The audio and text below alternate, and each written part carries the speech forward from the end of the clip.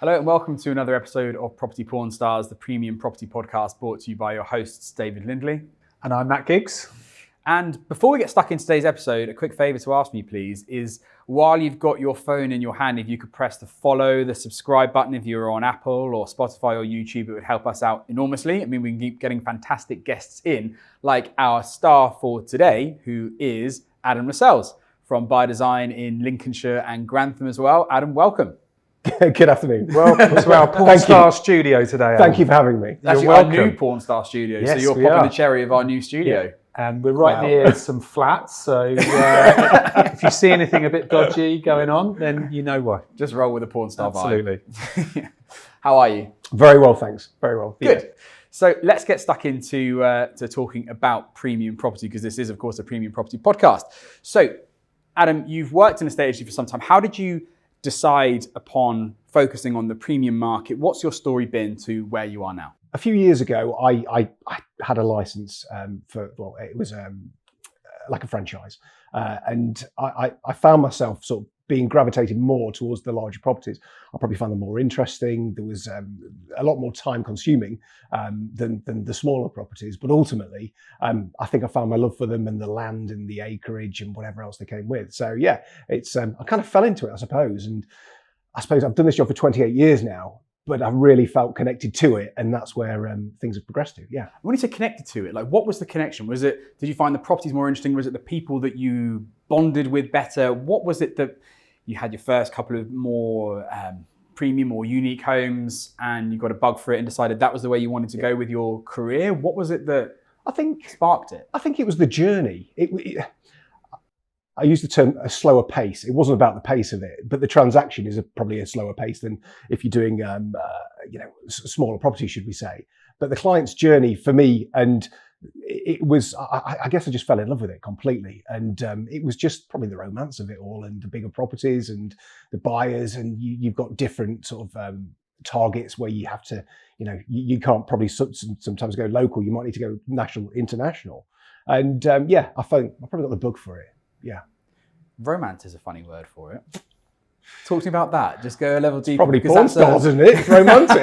You're very on brand. Are you not romantic? It was, I can't explain. It was a feeling, yeah?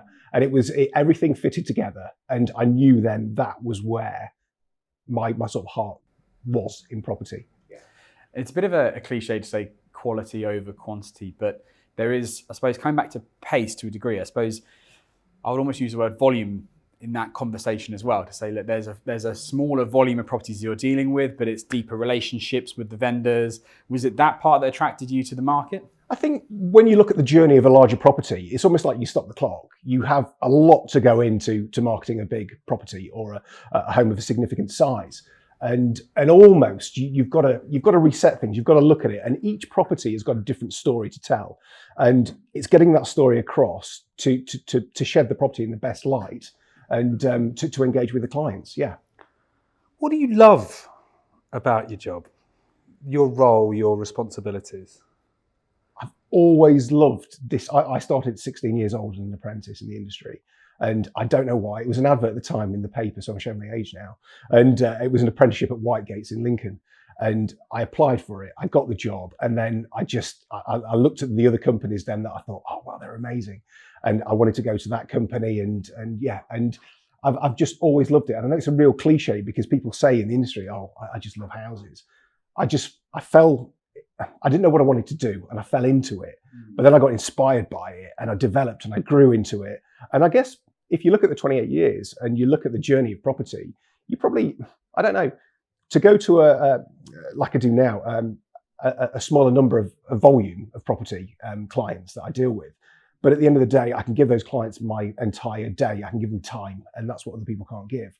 But with the bigger properties, each one's different. Each one's got a different story, and that's what I think makes it so interesting. So it's that kind of like, does it kind of just feel like this is more aligned to what you want to be doing, and you've kind of moved past? Because I think James Scudder was on recently, and he's also been an agent for 20 odd years, and he was in a volume market kind of got to burnout, I should say. And I think what he realised eventually is that he hadn't really fell out of love with a estate agency, he just fell out of love with a certain sector. Sure. And he attracted or became interested in the premium market because actually what it gave him was a sense of, wow, this is actually what I really enjoy doing now. I'm really enjoying taking more time, spending more time building relationships, delivering a service that I would value, getting involved in like the videography, the production, the whole presentation, and actually going on that longer term journey with a client and building that real solid relationship. And you can see how that impact or those values have been impacted in his success in his business. And it feels from a distance looking in, like that's perhaps the journey you've been on, but I just wanted to check that. Yeah, no, absolutely. No, you're absolutely right. And it's something that, yeah, I absolutely love it. And it's about the relationships that you're developing. And you've got to invest time, and time is very, very crucial and key. But, you know, the way I operate now, I work with 15 clients at any one time. That is it. And when I'm at that number, I'm not at that number at the moment, but if I were to be at that number, I would stop until I've got availability. And I think that's key because people are getting me then, and they're getting me, and the phone's on. I had conversations last night with clients at 10 o'clock at night, and they can't believe that they called me. But I'm having these conversations, and it's almost like what the route I've now gone down. So I've gone from my previous life, my previous role where I cover big houses, to doing more a concierge style service for my clients now. And that's what's key for me. Service is important. I was going to ask you whether you did have a cap on the amount of clients that you would take on. And you do, and it's 15. How did you arrive at that number? 15's, I've dabbled with different numbers when I've had staff working for me previously, and it was a higher number. So watering that down, 15 is the number that I can deal with, I can cope with, I can service. Within the 15, you've got to be careful then in terms of how many are accompanied viewings, and how do you proportion your time and your fee structure to accommodate that. And I always do a split fee. So I do with viewings or without viewings. So the with viewings is a higher 0.5% more I charge my clients. And you know, they're more than happy to pay for it, and they're prepared to pay for it. So that's how I do it. But 15 is a number that's manageable. I do, for my clients, I personally do contact at least twice a week. So one's an email format on a Friday. I'm gathering up the data from the previous weekend, and I chat to them every Tuesday on the telephone. So if you're going to extend it beyond that point, you're going to start diluting. It's really interesting. And I suppose jumping ahead in the conversation here, but as you grow the business, as you reach 15, what are you going to do when you get to 15? Are you going to create a waiting list? Are you going to expand your business with personnel and capacity? How are you going to manage it once you hit that threshold? If I've got an area that is potentially, I think, probably 40 miles by 50 miles, it's immense. So, you know, for me, it's not about drilling down into one particular area. I love the different areas. I've got the Lincolnshire Wolds, I've got the commuter belt, which is Grantham, which is 60 minutes to London. So I've got different variants and different clients that want a different lifestyle. And my pound per square foot is quite reasonable. It's sort of circa 250 pounds a square foot. Whereas, you know, down here, I've got friends who are covering houses at 2,000 quid a square foot. You know, so it's providing Lincolnshire where I am as, I guess, the relocation solution that works for people, and then they can commute back if they wish to. But ultimately, that's how I'm running it. But back to your question, what would I do at that point? If and when I get to 15, I will then look to employ. But if I were to employ, I wouldn't go above 25, because that's what I've run at my previous business, and it works. And so even with a team underneath you, 25 is the maximum that you would want to give? Absolutely. But because my area is so vast and big, 40 by 50, I've got the capability and opportunity, if should I wish to bring another person on board, industry professional, to cover the Lincolnshire Wolds or Grantham or Newark or Sleaford, whatever, I've got that available. That's what I was going to ask, is what role would that person do for you? If it's under the Adam Lascelles by Design banner, 25 will be it, me and another. If I'm looking at the other areas, that would be, call it a branch partner associate type of role, but they would have their own area that they would service and run as their own self-employed business, but under the By Design brand. Sure. Yeah. Can I ask then, because you've got a big area and a lot of people tend to focus on a smaller area when they start a business for different reasons. Tell me about your approach to working in such a vast area, and how do you become known as such? I suppose it helps in one respect because I've got a similar area to what I used to have. Right. So I've built up a great following on my media platforms, which I regularly update, and I sell houses to people on my Facebook, Instagram, and LinkedIn accounts. That's interesting. Without the help and assistance of Rightmove and things like that. So I've got a step into it already. So would you advise like agents who are maybe going to think about this further down the line for themselves as an opportunity to go either self-employed or work under a franchise license, to look at their personal brand? 100%. Okay. 100%. So that's how you really have got that reach. Potentially. Being known across I Lincolnshire rather than just Louth or whatever. I wouldn't say it's being known, but it's people being maybe aware of, or I get a lot of personal recommendations. So it can be friends of a friend's recommended and that sort of thing. So it does work, but personal brand is 100%. It's the way it's going. And what's the main route for you on your personal brand? Which is the main avenue that you've explored in the social channels, which has been your best return? Do you mean in terms of which platform? Yeah. It depends. Yeah, okay. It's a whole. They are very different, aren't they? 100%. Yeah. It's.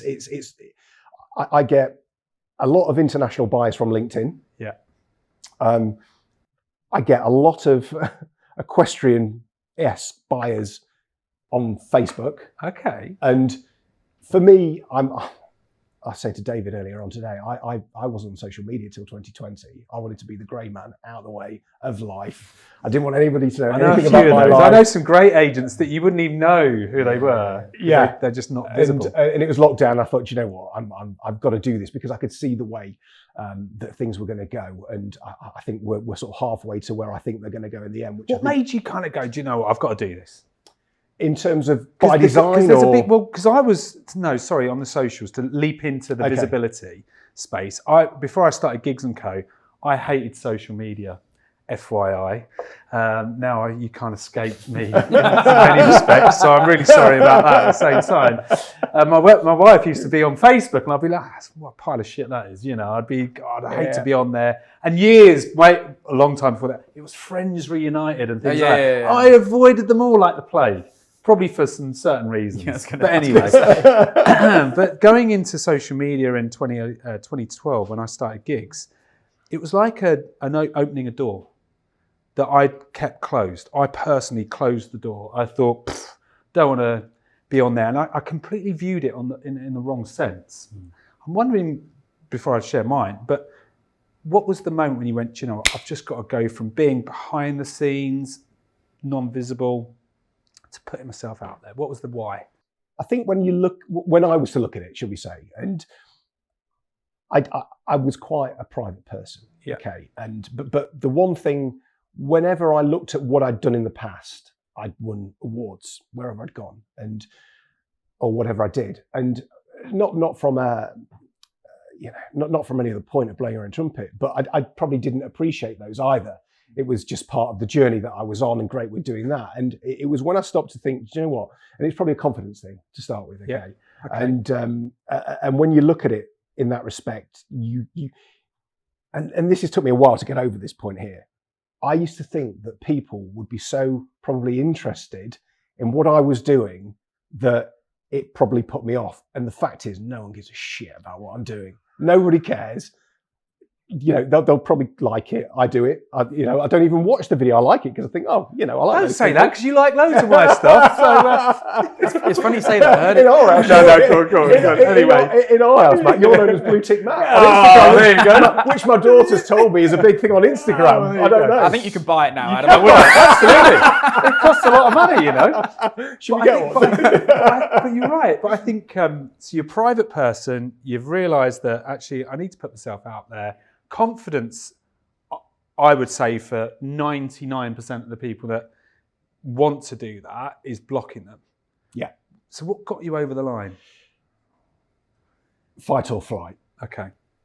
We were in lockdown at this point, and I was saying to David when we had a coffee earlier on, I got furloughed for 3 weeks. It was a complete shock, and I was tying up deals at £1 million the morning I got put on furlough, bizarrely enough. And it was just a bit like, gee whiz, what am I going to do with my time here? And I said to David, I absorbed everything that was free, that was out there, be it if it was the Australians doing it, the Americans, you guys in the UK, I did it all for free. And I thought, right, I'm going to learn, I'm going to develop. And, I don't know what's going to happen with the business that I'm running, but ultimately I might need to go in another direction here. And I remember I set a Facebook account up and I felt physically sick. I felt sick because I felt already that people were watching me and I'd not posted anything. And it was honestly like that because I've been my entire life, I've been like, Facebook's load of shit. Load of shit. Going back to something you said earlier, I heard once someone say, no one gives a shit, isn't that awful? No one gives a shit, isn't that brilliant? And it is a bit like, you can see it in either way you want to. And actually, nobody gives a shit, just get on and do it. And you got on and done it. So let me ask you then. So from someone whose privacy was very important to them and probably still is very important to you. Yeah. Now you're out there on socials. Has it impacted your privacy like you feared it might have done? I don't have any personal pages on anything. So there is only business pages out there. So that's the first thing. No, not at all. Well, that's a good strategy then, isn't it? For someone who is listening to this, who is hesitant to take that step to put themselves out there and create a personal brand, a personal business brand, you've drawn that line on socials and kept your private life private and your business public and social on social media. Yes, correct. That's really interesting. Correct, yeah. So you were saying earlier then, on a similar subject then, you said that you'd sold properties on social media. You're on Rightmove, but you've sold properties on social media, regardless of were these properties that hadn't yet hit Rightmove? How did you manage that? The way I work is quite simply is it's the long game. It's not the short game. It's the long game. Okay, so if a house naturally goes on Rightmove, doesn't everybody put it on Rightmove? That's the thing. But what I'm looking at is, and when I sell my homes, I do a lot of demographic marketing. So I look at pockets, and I'm probably blessed the fact that I've got Grantham is a 60-minute commute from London, and Newark's an 80-minute commute, which are in my territory. There's some amazing private schools and other bits in the district as well, and some excellent grammar schools. So when you're looking at what you're doing, I'm trying to appeal to the buyers that are maybe thinking about moving. So we're sat here now, November or December, whatever month we're meant to be, because it's a Christmas one. But ultimately, I'm looking at what the people are going to be doing in February next year to May. Okay, so I'm not, the here is here now, that's fine. But I'm looking at these guys moving forward. The people that are thinking, I'm going to do this, I'm going to do that next year. And if they're going to, on my houses, I want them in there for consideration. But the amazing thing is, and you know, I look at Rightmove stats. I never have looked at Rightmove stats before at all. I've never really given them the time of day, but I do now because I almost think I like to see who's window shopping on my homes at the moment, especially with the market we've had this year. It's been a tough market, which we're nearing the end of, and but we've got through it, and it's been okay. But ultimately, what you can do from your media posts, if you've got the right followers and the other bits and pieces, demographically, if I wanted to put my houses around central London that are £200 square foot, for example, and you're getting a country pad at 9,500 square foot for 1.5 million quid, I can do that. I can get it out to 5,000 people, for example, a day, but I couldn't do that in a month with Rightmove. And that's what I do. There's always a different marketing campaign. So if London maybe doesn't work for a particular property, I will adjust and try another part of the country. And I'm very strategic in terms of how I do it. But do I leave a house on there? No, I'm always on to my next campaign for that property, and where am I going to do it? What am I going to adjust? I'm going to change things around. I'm going to mix it up a bit. I'm going to give it a new look. But ultimately, and I got it probably off one of you guys, that the current stat, I think it's actually off Silence, the next guy, that 10% of people who are out there look at your post, 90% don't. So almost like the post that you put on there about a home probably needs putting on 10 times for it to hit your whole audience. So, you know, it's one of those things as well that you've got to be mindful that you're not probably going to get the full reach, and you've got to keep doing it. And, you know, I always say you need one person in the right place at the right time in the right mood. That's it. And that's what I'm after. And so you treat Rightmove as your shop window. It goes up there, great, but actually to sell the property, you're proactively targeting people in certain demographics, in certain areas. Through what platforms? Your Facebook and Instagrams, or you LinkedIn? What are you using? You can't spend on LinkedIn, but on Facebook and Instagram you can. So I will put spend on my posts, and Tuesday, I chat to my clients. Friday, I give them the email with the update, and I'll tell them exactly on that Friday the amount of views, the amount of reach, everything that the platforms have had that week, and what my plan is for the following week. So it's never stale. We keep moving. We always keep moving. I think for a lot of agents, that's something for you to take away is the word plan, not hope. I think a lot of people's strategy in current market is hoping it's going to get better. And actually, that's not a strategy. You need to plan what you can do, what you can control to sell someone's house in this current climate. So that's one of the things there I would definitely be taking away is how many campaigns can you run? Where are the buyers buying, or where are the buyers coming from for the particular houses that you've listed? And running through that process with the seller, I suspect when it does come to perhaps having a conversation around changing their price strategy, it's a lot easier conversation to have when you can walk them through what you've done, as opposed to, what have you actually done? Oh, I've put it on Rightmove. We haven't had much interest on Rightmove, that kind of thing. Again, this is where the breakdown comes down. Now, for the last probably 4 or 5 years, probably even longer, sorry, time flies, probably 15 years, the houses I've listed, I've done my seller contacts on. So I take full accountability for the relationship through. And that's the really great thing about being at By Design now and doing what I'm doing. Yeah. My relationship is with my client. We work as a team, concierge style. I'm their personal agent, let's just say. But ultimately, I never feel like I'm having an awkward conversation with a client because we're in touch all the time. And I think that's such an important thing to focus on there, is that regularity of communication builds trust, having a plan, which is what we've discussed. They know that you're not just a one-trick pony. Yeah. Sorry, but that's how I would see it.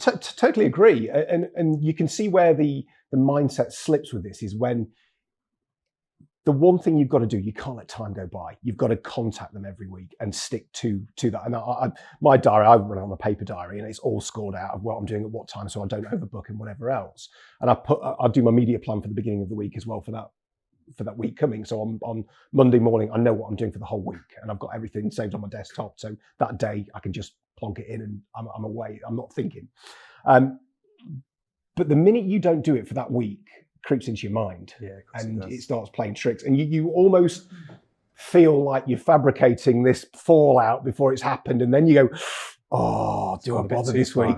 Yeah. You can never let it get to that stage. No. And do you find though, when it gets to that stage and you even slip by a day or two, they're onto you? Not particularly, no. So you've already managed those expectations.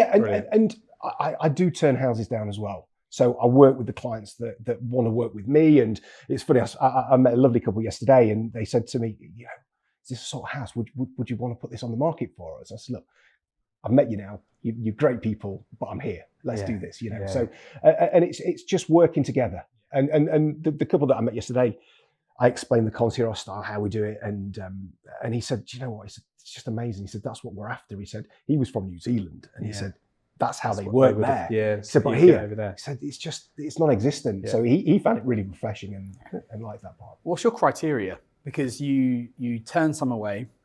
What makes you turn a house away? So the house that I turned away the other day, it was an hour and 20 minutes from my home. It was on the lower end. I start at around 400. I've got one at 350, a beautiful coach house. But that's a conversation I had with the client, and I decided to take it on because I know the client of old, and he's a great guy, and we're gonna get it sold. But ultimately, I've got to look at that house. Okay, so it's an hour and 20 minutes away. So say I'm there for an hour on the viewing, and it's an empty property. It's going to be half a day out of my diary. And if I have 4 viewings a week, well, my other clients, the other 14, are going to start having a diluted service. And I was weighing this up. I was going, do you know what? Even at 4%, I can't make this work because it's just not right for me, for my business. And the client understood, the great people, but it would have been something that fractured my business. And I had to make that decision because ultimately I can't spend half a week on a property, and then it comes to needing surveyors, and that flags up anything. You've got trades. Before you know it, you've just absolutely neglected everybody else at for one property. So there's got to be it's got to work for everybody involved. And it's really interesting. That alone is interesting. It's an unusual thing for an agent to say, to turn away business like that, but for very good reasons. But then also if you compound that with the fact that you have in the last 6 months moved from an employed role to self-employed, now you're running your own business as well. So then you're out there. And I suppose for agents who have been considering that, be it to go self-employed, start their own business, whatever it might be, there's always, I suppose one of the fears has got to be, will I get enough business? And it's got to be in the back of your head. Yeah. But you're there in a position to turn business away because it's not right for you, because of the mindset you have over the long-term picture of your business and the service you give to your clients. It's really interesting that. I'm not saying it's the right way. I'm not saying it's the right way. But it's your way. It's my way, yeah. It's been 3.5 months. It's right for you though, right? It works. And don't be afraid to turn business away if you think, everybody can chase a fee or what a fee looks like. And you can get obsessed with the fee. But the fee's there, it's front end, it's on a piece of paper, it's a contract. It could be 50 grand. If you don't sell the house, you're not going to get a penny. You may as well charge them nothing because you've got nothing from it. So it's got to be worthwhile to you. But you've got to have confidence. I've done this job for 28 years. It's took me a long time to get to where I'm at now. It's not something that happened overnight. And I've made more mistakes than I've succeeded. Let's just say that. But ultimately, if you've got a game plan, you've got to stick to it. And if you'll change things, you'll implement things, you'll take things away as you go. But if you're just going to stick anything on the market, whatever part of your business, you're doing it for the wrong reasons. There's got to be, an ethos and a structure behind what you're doing. It's really interesting. I shared a post on LinkedIn about a week or so ago about recently not working with a client, choosing not to work with a particular client, and it got a lot of traction. And I think in today's world, we should be protecting our own self-worth, our own value, understand what it is that you deliver that's different to the market. And like you say, stick to your game plan. Yeah. And you will gradually attract the clients that want to work with you, like the ones that you've just described, as opposed to going in desperate to win the listing to get it onto the pie chart or something along those lines. And I think one thing the self-employed model looks like it's doing, it's helping agents to realize that they don't need to work with a large volume. They can work more aligned with the kind of values that they possess and the things that are important to them, and actually work in and operate in a place which inspires them. So I think it's refreshing, and I think that's where fees are going to start going up in the industry again. Yeah, in my opinion. It's not going to be down to the corporate world, but I don't think it's going to be down to corporate estate agents chasing numbers, because when you chase numbers, you're chasing anything. When you're chasing anything, you'll do anything. It's a complete mindset shift where unfortunately, I've done 4 valuations this week in Luke's absence in Gigs and Co. I haven't listed one of them, but they haven't gone to the market yet. But I go in with the mindset, well, this is what we do, this is how we do it, and these are your needs, this is your outcome, here's a plan. If you want to work with me, great.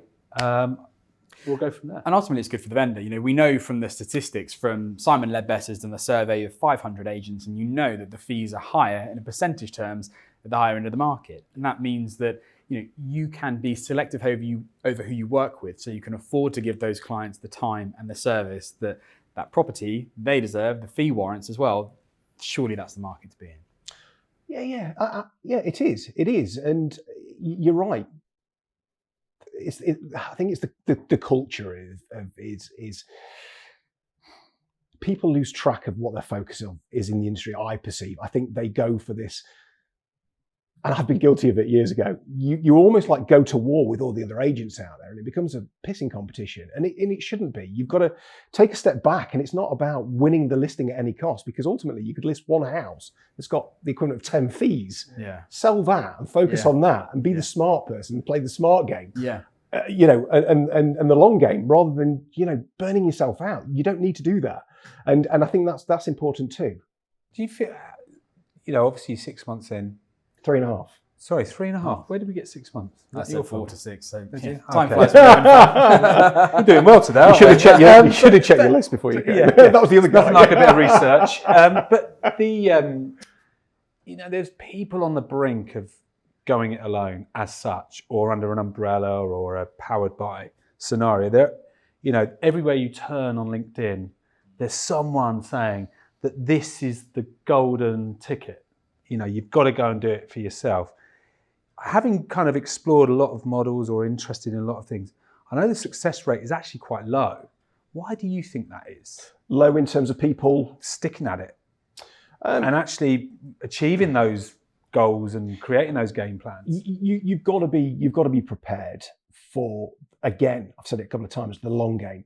Anybody that tells you that you're going to be churning money in 6 months is probably not being truthful to you. You've got to budget. You've got to have at least a year to 18 months in the current market plan of how you're going to get there, and can you support yourself through it. And it's going to be tough. And do you know what? I have dark days, and I ring David up sometimes. I say, David, yeah, you're right, yeah. Oh mate, I'm having one of those days today. And do you know what? It's just having somebody to talk to. And I have a lot more good days, but it's just like recently I was chatting to my wife, and she says, Adam, you need to start running in the morning. She said, do you really good? Because I go for a walk every afternoon. I take an hour out and I go for a walk just to clear my mind. Nice. And she said to me, you've got to start running in the morning now as well. She said, it's going to do you well, do you good. Done it for 2 weeks and I feel like a changed person. And it's just, you've got to make changes to keep your mental state really good, because you can fall into it. You will have dark days. And the thing that I've learned as well, people, we're in I really feel it for the young generation. My daughter's 14 years old and my son who's 18, he's missed it. I can see he's missed it. The 14-year-old's fully engrossed with this. It may as well be a Velcro pad on her hand to her phone. It doesn't leave it. It's a nightmare. Yeah. And do you know what? You try and break it away, it's just not even worth the argument. You've probably got this to come, David. But what's the impact, do you think, of that? It's today. They are, because of I think COVID, the times, the schooling, what they missed out, you can probably, a lot of things coincide with that point. But we're in a media generation. I'm not on TikTok. I've heard it's amazing. I'm not going there. I see you doing your little dances. We'll all do one later. But people are so engrossed about being liked. And this comes back to the video situation. People have a fear of not being liked by people. Or getting negative feedback. Yeah, exactly. But what people base it on as well, and I use the term people loosely, but it's about likes on a post. People don't get likes on a post. It destroys them. But the thing, what you've got to look at is, and this is the bit when you're building a business, and if you're going to do this, don't focus on the vanity likes. Look at the numbers, the reach. I 100% agree. That's there. Yeah. Because that will blow you away. Yeah. That is just a fictitious number of. And how many times have we had, and you probably must have experienced this as well, people saying, oh, I watched that video. You took the words out of my mouth. Really good video. No likes, that was. And I no comments. Did you like it? Yeah. No. Did you make any comments on it? Oh, no.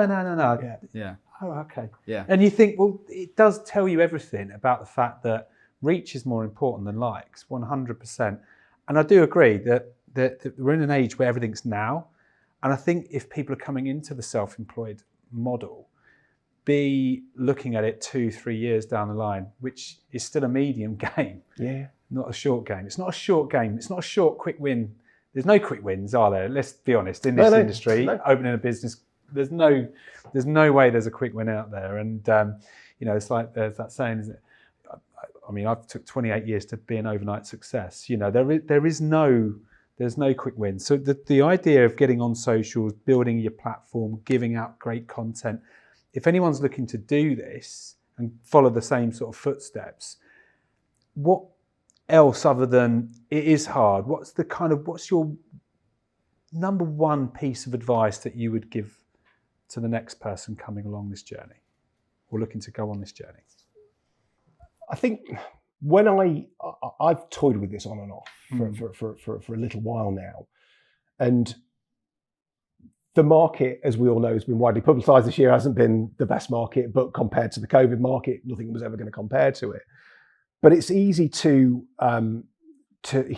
me, now was the prime time for me to do my lifetime of dream, to set up my own business, Adam Lascelles, working with you guys, was now. Would I have done it in a buoyant market? No, I wouldn't. I saw now as my opportunity, and I knew it was going to be tough. Why? Because the market's tough. Yeah. Everything's at a slower pace. But for me, that was ideal. Yeah. Because I could really put my foundations down and do it properly, rather than do it half-heartedly and be pulled from pillar to post. So for me, it was the right time to do it was now, because it allowed me time. and it allowed me to implement things well and not get caught in a big bustling rat run that was happening. And dare I say, tougher markets lend themselves to good agents more, I would say. Yeah. You've got to know your onions, but it can be as simple as picking up a phone in a buoyant market, booking the viewing, and they offer asking price. Yeah, that's it. Anybody can pretty much do it. Yeah, you've got to sort of be a bit more technical in terms of the conveyancing process if you're going to go through that, and you're the person that's doing it. Yeah. But the one. So back to what you said. The one bit of advice is plan. Don't underestimate. Plan. Have a focus. Have a structure, and stick to it. How are you going to be? For example, me with you guys. Year 1, 12 listings is what I did from a year. I listed last year, I think it was 70 houses in my other role. So 70. And I thought, well, this year I could say I'm going to list 30. I know I wouldn't, because people know my name, or a friend of a friend might know my name, but they don't know the brand, and it's all very new and it's educating again. And this is how it is. You don't become an overnight success. And with the target of completing on 6 deals in a year. So if I need to complete by 6 deals by August, we're now in the month we're in. So that's my target. Bizarrely enough, I'll have listed 12 houses by the end of November. So I've done my year's target in 4 months is what I wanted to achieve. But I didn't know it was going to go that way. But you've got to be relentless, and you've got to keep going, and you've got to keep these things going. And on the day you think nothing's happening, there'll be somebody watching you. And you might be on the radar in a week, a month, or 6 months or a year's time. So don't underestimate. Consistency can be a boring word for a lot of people, but I think if you've got that habit and you've got that mindset of being consistent, showing up, and not focusing on the result, focusing on the plan, on your structure, go for your walk, go for a run. But those things are part of your day. Yeah. Because that energy that you create from doing that takes you into the momentum to go and do the tasks and the actions that you've got to do as part of your plan.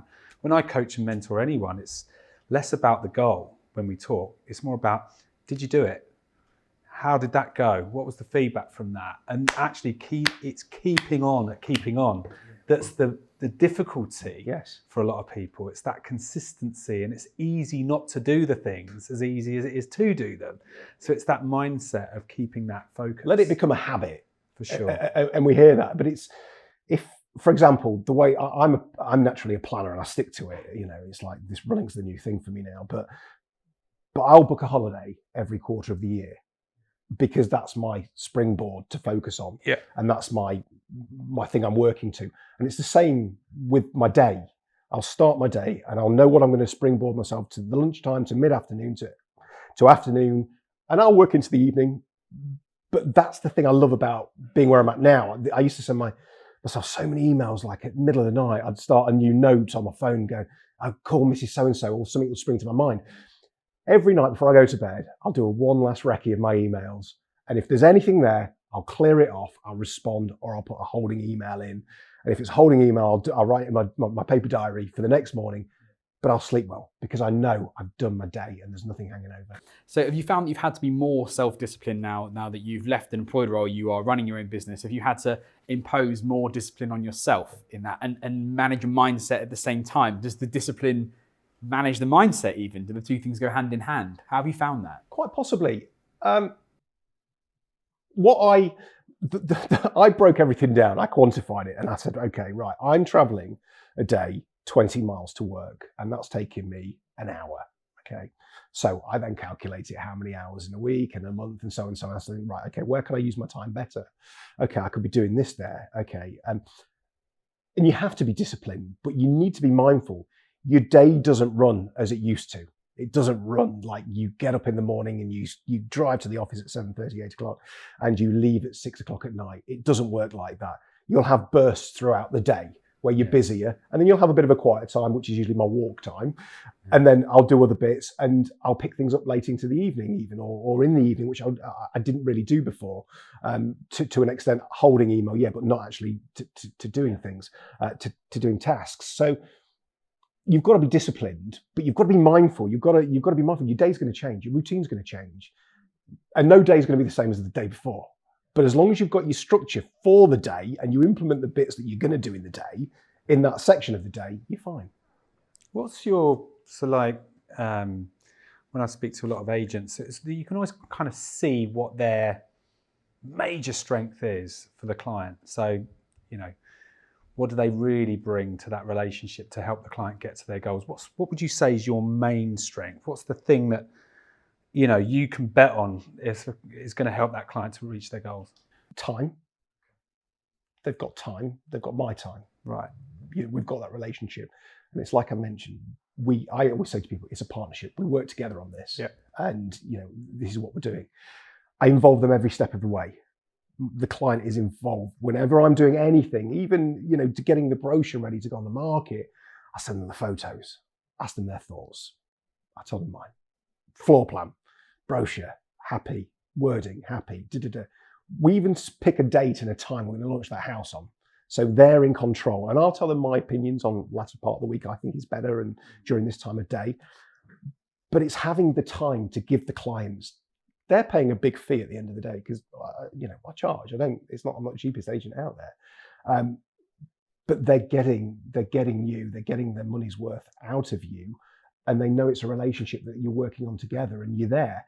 And sometimes there's nothing to tell the client positive, but you've always got your structure and your plan. But this week we're going to do this, and next week we're going to do that, and this is what we're going to do. And they appreciate that.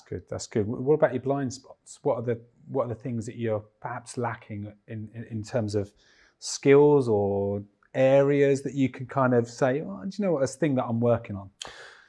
In terms of blind spots, my area is huge.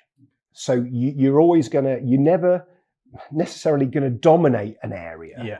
You're always going to do bits in individual areas. So that's probably a blind spot. I could focus, but if I focus all my energy in one area, by design as a brand is never going to grow in the other areas. Yeah, okay. I think it comes with the territory of the premium market as well, doesn't it? There are fewer of those properties, they're spread further afield, they are... Buyers tend to look in a wider radius as well, don't they? Yeah. So you tend to find... So southern buyers will look Lincolnshire. Yeah, which is why it works. And it's remarkable because that county is enormous.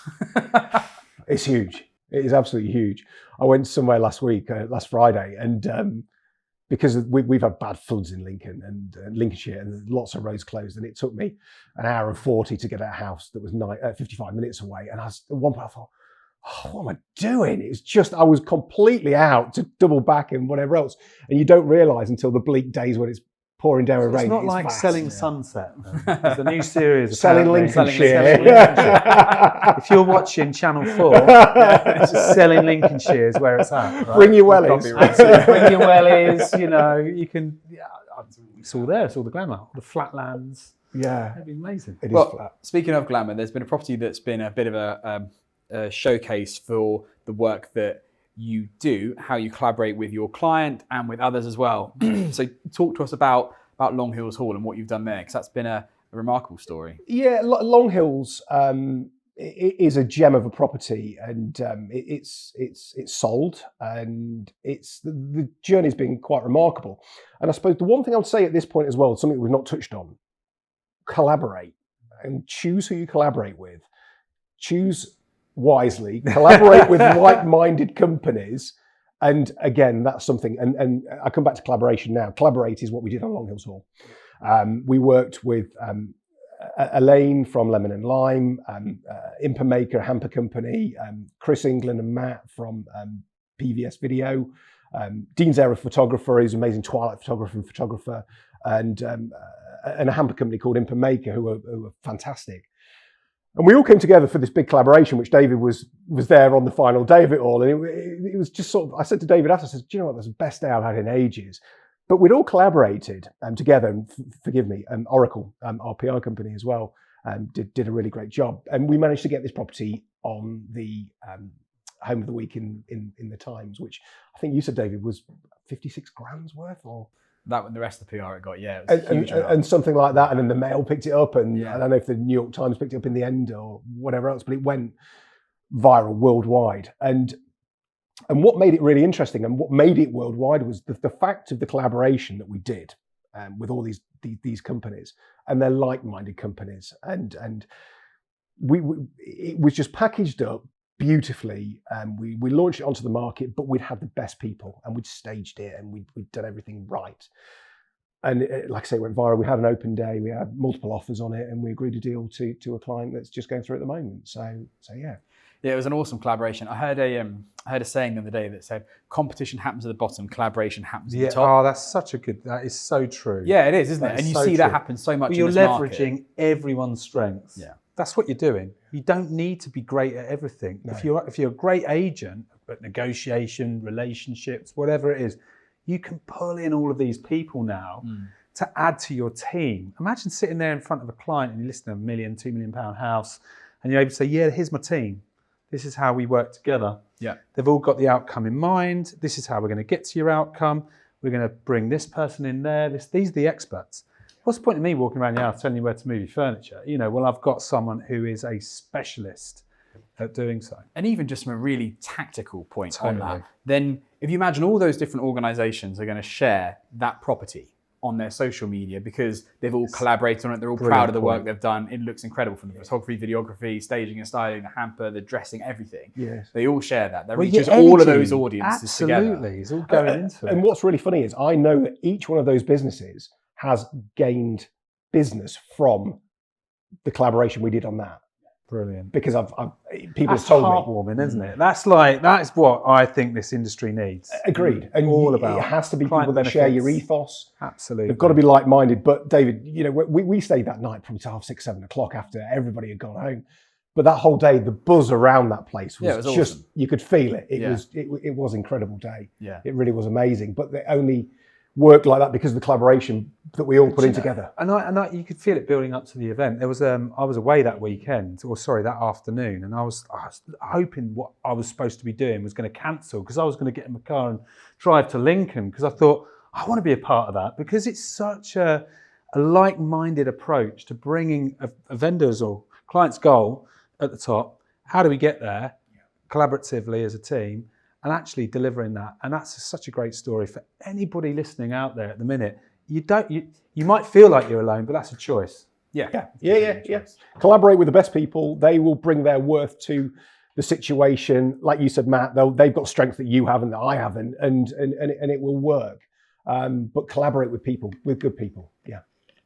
And so from a collaboration point of view, we've been working together for 3.5 months. Not 6. Not 6. Time flies when you're having fun. And I remember he's got 12 months worth of target. Yeah, exactly. 4 months. He's so far ahead of himself. Mic drop. Okay, go on. And I remember, often in a estate agency we talk about the virtues or not of door knocking and touting and prospecting with letters and so on. But I think it was the first day. Oh no, I know where you're going with this now. By design, the first day. Yeah. Go on. And a vendor touted you. Yeah. Yeah. Tell us the story because it's remarkable. There was a letter came through the letter box. Was it the first day as well, by the way? Just before was it? I think it was within the first 3 or 4. It was just bizarre with my name on, and they're always a bit ominous, aren't they? You think, oh no, what's this? And I'm not dodgy, really. And this big long handwritten letter, and it's kind of like, oh heck, what the kid's done? Have I done something wrong? Have I upset somebody? And it was a really beautiful handwritten letter from a client who I dealt with in the past. They'd gone on company's house, found my address, and drove to my home, which was an hour and 20 minutes away, to drop me a letter saying, "Please, can you help us? This is our number. We really need your help." So I did. I picked up the phone, and they were absolutely blown away and so thankful. And bizarrely enough, I met them for coffee last Friday, and and so we've got a relationship, and they've just bought a house, and they said, "Adam, I'm going to stay for 3 years. Will you sell it for us?" And that was before they even completed on it. I said, "Yeah, of course I will. No problem at all." So it's just those are the stories that are really nice. But do you know what? That 3 years will fly by, and it'll be here before you know it. And I'm a process person, so I know what houses I've got coming on in the next year. But now I've got to extend it to 3 years probably. But again, that's what happened. Yeah. So somebody drove to my house, wrote a big letter, and I screenshotted it and sent it to you. This has just happened. Yeah. That's incredible. I've never heard of that. I've never heard of a vendor touting an estate agent before. Yeah. So yeah. Winding the clock back slightly before then. So So how did you and I start working together? How did that come about? What was going through your head at the time from moving to where you were to where you wanted to be? Just talk to us about that point in your life. I'd made a decision that I had a formula in my mind how I wanted something to work. However, when other people you depend upon other people, sometimes it doesn't work the way you want it to work. Mm-hmm. And I thought, you know what, I could be wrong, but the way I see the industry going in the next 3 to 4 years, I think it's all going to go personal branded in most respects. I think you may see, and I could be wrong, you may see the corporates will dilute things down. They'll have hubs, probably non-high street hubs. They'll have people working from home, and they'll probably run a face behind a board under a brand. Is maybe how I think it will go. And I'm looking at this thinking, do you know what? I'm 45 this year. It's either now or never. And I was weighing up my options, and I was saying this to Matt actually earlier on. I was weighing up my options, and I was going to go in another direction. And I was probably a little bit sort of, I'd heard of By Design. Elaine had told me about By Design, and she'd been at a conference with you and Simon Ledbetter, and or one of his marketing things. And she said, "Oh, do you want me to intro you? Do you want to put you in touch with David?" I said, "No, I'm all right, because I didn't want to give too much away what I was up to in the background, sort of thing." And I had got my heart going somewhere else. And then we chatted, and again, obviously we worked together previously, but we chatted, and I said to Matt earlier on, I said, "I'm the most cautious person. I will research the life out of something until I'm exhausted myself, and then I won't do it because I've exhausted myself." And I said, never has my head and my heart aligned so quickly as having chat. I thought, like, this guy gets me. I get him. This is it. This is a no-brainer. And that's why I came on board with By Design, and obviously with the backing then of Matt. No, Matt was in the background and Mark was in the background. It was like, do you know what? This is right up my street. This is my cup of tea. Let's do this. Yeah. No, it's been great. And I agree with what you're saying about the way that the market is going to change with how personal branding changes as well. And it's funny you mentioned Simon Ledbetter, because I was doing my homework for our upcoming Christmas special. So there's a plug for an upcoming episode. And he was talking about personal branding. And I really agree with what he said is I kind of posed a question to him when he was on this podcast as well, as saying, is it personal branding or is it your, dare I say it, corporate branding? And he's like, just don't choose between the two. To have all of one, be it corporate branding or personal branding, is a mistake. And the way that he puts it is that your corporate branding gets you to a certain level, but the people by people, they have to trust you. And that's when your personal brand really comes to the fore. And you almost, as a transaction moves through, you move through the value being in the corporate branding through to the personal branding when it actually comes to sign on the line, so to speak. And it's to have that balance between the two. Yeah. And I think that's what you're doing perfectly, is having the balance between a wider brand and your personal brand to hit that sweet spot, dare I say it. Yeah, I think so. I'd never really looked at it like that, if truth be told. But... Nor would I, until we interviewed Simon. Thanks, Simon. But yeah, you're probably right. Yeah, you're probably right. You've got to have. You're right. One will get you so far, but again, it's like collaboration. You can't do it all yourself. Yeah. And the brand. I've turned. I'm into my eco sort of aspects, and I love the eco part of By Design and everything else that goes with it. But I love the collaboration part, the fact that we're all involved in this together as one, kind of almost like big family, no egos or anything like that. We all sell each other's properties on a live database, but then there's not this bickering about you owe me 25% of the fee, or I got you that listing, you owe me this. It's just really, it's really makes a refreshing change. It's really nice and pleasant, and it's how it should be, I think. Yeah, awesome. Okay, so you may or may not be aware that we have a closing tradition on this podcast, that everyone, whether they know it or not, has a porn star name. And that porn star name is made up of a combination of your middle name and your first pet's name. I don't know what's your first pet. They often have the weirdest names, don't they? But your middle name and your first pet's name. So, and we have a bit of a leaderboard going on that he's stuck at the top. Up there though, isn't she? Yeah, what was hers? I can't remember, but it was good. Yeah, I was listening to John Paul Rafferty's the other day, and his was Paul Monty. Yeah. So like Paul Monty, that's pretty good. Right. So mine's awful. Right. Mine awful good or awful bad? I've seen this on the other the podcast that you do. Mine's awful bad, not good. It's just boring crap. And I thought, do I lie and make one? Yeah, that's it. Bullshit. It's what we want. We're estate agents. So your middle name's what? Candy and My middle name's Richard. Dick. There we go. You're off to a good start. There we go. And my first pet was a budgie called Sam. Dick Sam. Dick Sam. All right. You could reverse Pretty it. crap. Sam Dick. Something there. Yeah. There's something there. Still doesn't beat Kevin Tiny though, does it? It's not beating Matt off the top spot somehow. See? First dog was called Massive. It wasn't. Oh, should bang the table. It was Anyway, a chihuahua. Yeah. congratulations so far. I think it's, I always believe, that certainly going back to starting my own company, the first 2 or 3 years, it is hard graft. And I know you're right at the beginning of your journey. Yeah. I've got no doubt you're going to succeed.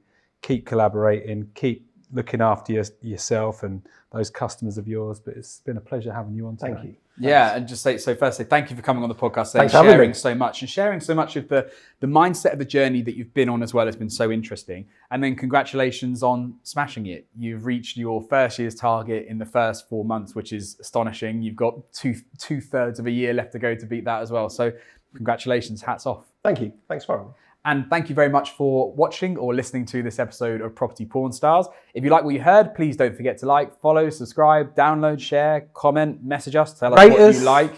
Rate us. Missed that one out. Thanks, Matt.